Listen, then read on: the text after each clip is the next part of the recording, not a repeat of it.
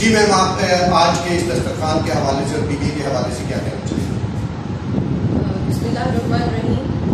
میں اسٹوڈنٹ دارالرحمان اسماء عابد.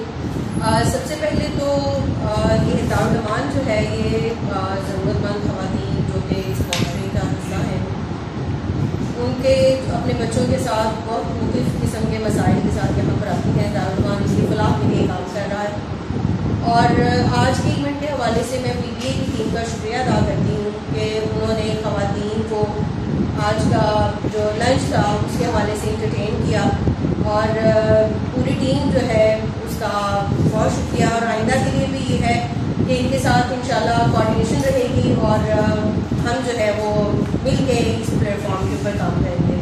بہت شکریہ آپ کی پوری ٹیم کا. اچھا، آپ کیا سمجھتے ہیں کہ ان خواتین کے لیے اور پی بی اے یا ان خواتین کے لیے کیسی اور ایکٹیویٹیز یہاں پہ ہو سکتی ہیں؟ یہاں پہ بیسیکلی یہ ہے کہ ہم اپنے طور پر بھی خواتین کے لیے بہت ساری ایکٹیویٹیز کا ارینجمنٹ کرتے ہیں تاکہ وہ اپنے مسئلے مسائل کو اور اپنی مشکلات کو ایک سائڈ پر رکھ کر تھوڑا سا اپنی زندگی کو آگے بڑھ کے دیکھیں، اور ان کے لیے اپرچونیٹیز ہوتی ہیں. یہاں پہ ہمارے پاس جو ہے وہ ریلیجیس انسٹرکٹر کا جو انتظام ہے، ہینڈی کرافٹ ٹیچر ہیں، اور ان کے لیے اور ڈفرینٹ ایکٹیویٹیز ہیں. سائیکالوجسٹ ہیں جو کہ ان کی بیسیکلی کاؤنسلنگ کرتی ہیں ان کی، اور ان کے مسئلے مسائل سنتی ہیں، فردر ان کو گائیڈ کرتی ہیں ان کے فیوچر کے لیے کہ کسی بھی قسم کی ان کی کوئی پریشانی ہے ان کو کس طرح سے ہینڈل کرنا ہے، اور اپنے مسئلے مسائل کو کس طرح سے دور رکھ کر جو اپنی زندگی میں آگے بڑھنا ہے.